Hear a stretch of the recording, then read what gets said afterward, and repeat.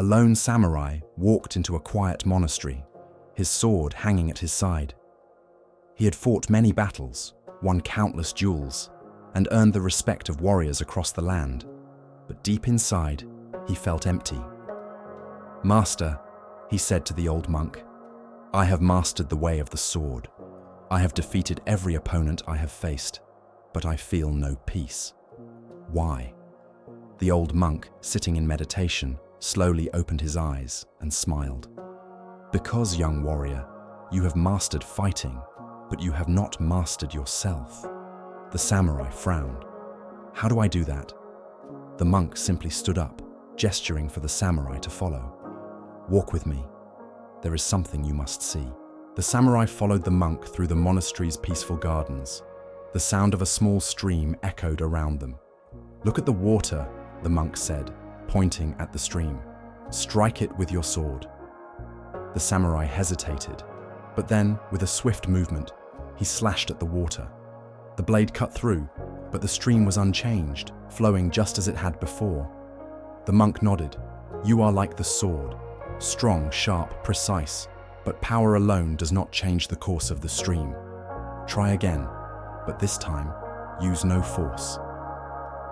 The samurai looked puzzled. How could he control the water without strength? He crouched down, dipped his hands into the stream, and gently guided a small current aside.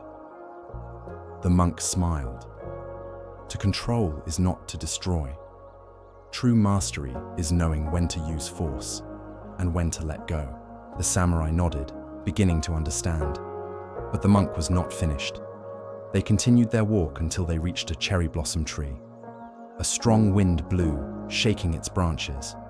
The petals swirled around them in a beautiful dance. "Tell me," the monk asked, "why does the cherry blossom fall?"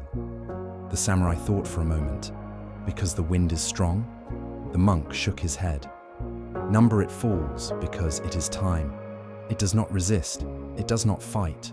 It simply lets go, trusting the cycle of life." The samurai closed his eyes. All his life, he had fought. Every problem, every challenge, his answer was always his sword. But now he saw things differently. "Master," he said softly, "true strength is not in holding on, but in knowing when to let go." The monk smiled. "Exactly." The samurai, who had once believed in the power of his blade, now understood that true peace came not from battle, but from acceptance. The warrior bowed deeply to the monk.